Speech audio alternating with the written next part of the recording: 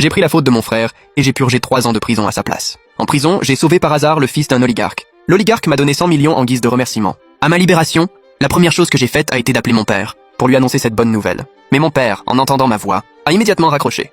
Mon cœur a fait un bond. Et si quelque chose était arrivé à ma famille? Je me suis précipité à la maison, mais à peine arrivé devant la porte, j'ai entendu la voix impatiente de ma belle-sœur Sialin. À cause de la précipitation pour le transfert de propriété de l'appartement, je n'ai même pas pu aller faire mon examen de grossesse. Quand il reviendra, qu'il se trouve un logement par lui-même. Je ne veux pas vivre avec un criminel, sinon tout le monde se moquera de moi. C'est pour ton bien pourtant, a répondu mon père. Après tout, c'est lui qui a donné l'argent pour l'appartement. Écoutant leur conversation, je me suis figé, la main levée pour frapper, mes doigts tremblants malgré moi. J'avais déjà l'habitude que mes parents préfèrent mon petit frère. Mais depuis l'enfance, mon frère était attaché à moi, et je suis allé en prison à sa place. Serait-il possible que lui aussi se montre aussi sans cœur? J'ai pris une profonde inspiration, puis j'ai tout de même frappé. Les voix à l'intérieur se sont tues. Ma mère a ouvert la porte, m'a vue et en a été surprise. Et puis détournant le regard, elle m'a tapé sur l'épaule. « Hé, Xiaolin, comment ça se fait que tu sois revenu? Ton père s'apprêtait justement à aller t'accueillir. » En écoutant son faux souci, je ne ressentais qu'un vide glacial. Si je n'avais pas entendu leur conversation derrière la porte, peut-être que je lui aurais encore stupidement fait confiance. Mais maintenant, en regardant son visage hypocrite, j'avais tout simplement la nausée. Ce n'est pas grave. Maintenant, c'est facile de commander un taxi. À peine avais-je franchi le seuil, que ma belle-sœur m'a jeté un regard dédaigneux, a attrapé un antiseptique et s'est approchée. Elle a dirigé le spray vers moi et a commencé à me pulvériser. Antiseptique. Ne pense rien de mal. Je lave juste la mauvaise réputation qui te colle à la peau. J'ai tordu mes lèvres en un sourire amer. Elle me méprise comme un criminel. Mais elle oublie que j'ai été incarcéré à cause d'elle et de son mari. Je suis resté silencieux et me suis dirigé vers ma chambre. Mais à peine avais-je monté 2 marches que mon père m'a attrapé par le bras. Ne va pas là-bas. Il n'y a pas de chambre pour toi dans la maison. Entre ses doigts, une cigarette fumait. Le cendrier sur le canapé était déjà rempli de mégots frais. Il semblait que mon arrivée l'irritait profondément. Papa, j'ai simplement purgé 3 ans de prison. Je ne suis pas mort. Ne méritais-je même pas une chambre? Le frère ne sera pas d'accord non plus, n'est-ce pas? À ce moment-là, le frère sortit des toilettes. Il me regarda avec une légère gêne. Frère, après tout, nous sommes nombreux dans la famille.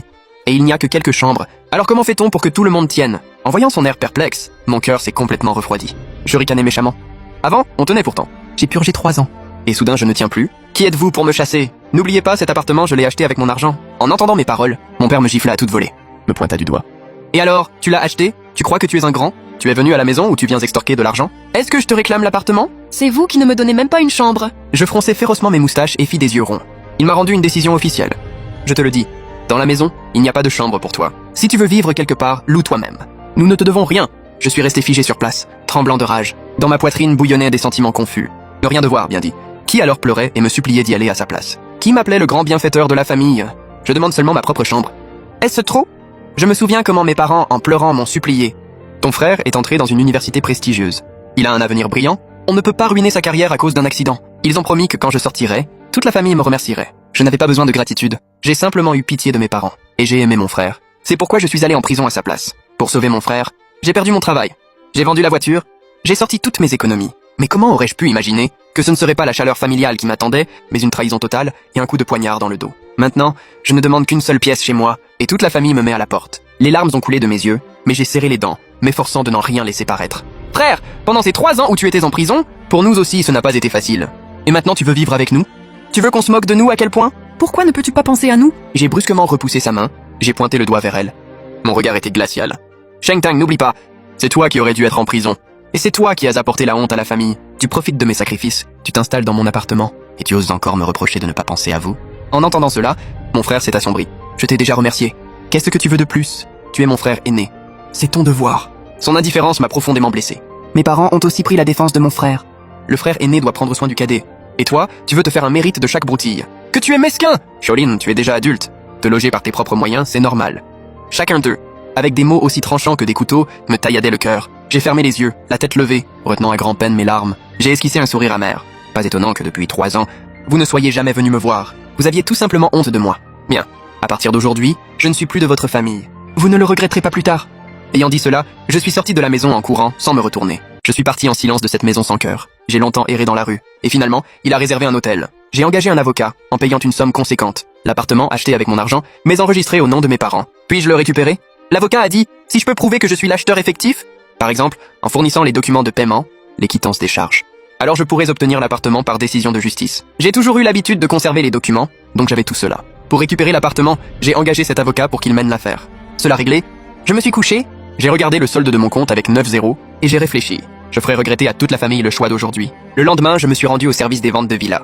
Profitant de la vente, J'ai dépensé la totalité des 100 millions et acheté 10 villas entièrement meublées. Une pour moi, les 9 autres, je les ai mises dans location. Déjà à la location de 9 villas, je gagnais tellement que je ne pouvais pas tout dépenser. Un mois plus tard, mon père m'a appelé. Xionglan, tu es devenu fou? Tu nous attaques sans justice? Bon d'accord, un ancien tolard. Tu connais les combines. Et tu as le cœur noir. Au téléphone, j'imaginais son visage noirci de colère. J'ai souri, et j'ai remarqué avec ironie. C'est vous qui m'avez appris. Je reprends l'appartement, non pas parce que j'en ai besoin, mais parce que je ne veux pas le laisser à des ingrats. Sans prêter attention à leurs injures, j'ai dit cela et j'ai raccroché. À peine avais-je rangé le téléphone, que j'ai entendu frapper à la porte. Je suis allé ouvrir. Sur le seuil se tenait une très belle jeune fille sexy. Bonjour propriétaire, je suis la locataire de la villa 12 Xu Wan Wan. Je me souvenais un peu d'elle. C'était la première à avoir loué une villa chez moi. À l'époque, la transaction s'était bien passée, elle a immédiatement signé le contrat. J'ai levé les yeux avec indifférence. J'ai demandé calmement. Il s'est passé quelque chose? Xu Wan Wan a rejeté ses cheveux en arrière, ses joues sont rougies. Dans ses yeux, il y avait une supplication. Aujourd'hui, c'est ma crémaillère. Mes camarades de classe veulent voir ce riche propriétaire qui a acheté 10 villas. Tu ne pourrais pas venir? Je suis resté sur place, un peu déconcerté. Voyant cela, Xu Wan Wan a fait un pas en avant, m'a attrapé par la manche du bout des doigts, a secoué et a ajouté de la douceur à sa voix. Mon cher hôte, s'il te plaît, je leur ai dit que toi et moi sommes bien proches. Tire-moi de ce pétrin. Elle avait les paumes jointes, a incliné la tête pour me regarder. Je n'aime pas qu'on fasse pression sur moi, et ces instances ont dissipé mes derniers doutes. J'ai soupiré, et j'ai cédé. Bien, je viendrai ce soir. En entendant cela, Xu Wan Wan rayonnait, et s'enfuit en sautant de joie. À 7 heures du soir, je suis arrivé chez Xu Wan Wan. Mais au moment d'entrer, une voix familière retentit dans mon dos. Shenglin, tu nous as suivis jusqu'ici? Je me suis retourné. C'était mon frère Sheng Teng et ma belle-sœur Xiaolin. En me voyant, mon frère changea de visage, ses yeux pleins de dégoût. Xu Wan Wan s'approcha, et me regarda ainsi que ma belle-sœur avec perplexité. Vous connaissez, Wan Wan? C'est le mari de mon mari, le frère criminel. Il ne fait rien, à part penser à nous prendre notre appartement. Elle n'avait pas fini de parler, que tous les regards se tournèrent vers moi.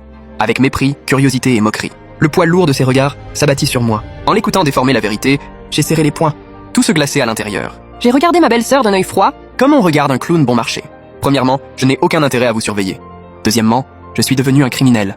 Parce que j'ai pris sur moi la faute de ton mari. Troisièmement, tu me méprises en tant que criminel, et tu ne quittes pas mon appartement. Intéressant, qui n'a pas de conscience. Mes mots, tranchants comme un rasoir, ont fait regarder les gens ma belle-sœur d'un tout autre œil. Sentant ses regards sur elle, ma belle-sœur a froncé les sourcils, et a dit maladroitement. Xiaolin ne raconte pas n'importe quoi. Cet appartement appartient à Sheng Tong. Quel rapport a-t-il avec toi? De toute façon, l'assignation au tribunal a déjà été envoyée. On verra comment tu feras ta fière au tribunal. Mon frère, je comprends que tu n'as nulle part où vivre après ta sortie de prison. Mais nous avons gardé cette chambre pour notre futur enfant. Nous sommes une famille. Ne veux-tu vraiment pas tout gâcher? Je la regardais froidement, et à chaque phrase, mon cœur se refroidissait. Je ne pouvais vraiment pas comprendre comment ce petit frère qui courait après moi, en m'appelant frère, s'était transformé en une telle personne. Quand vous m'avez chassé de mon propre appartement, pourquoi n'avez-vous pas pensé que nous étions une famille? Quand ta femme m'a insulté et humilié devant tout le monde, pourquoi n'as-tu pas dit que nous étions une famille? Xiaolin, voyant que tout le monde la regardait, non seulement n'était pas gênée, mais devint encore plus insolente, me regardant de haut, et lança avec mépris.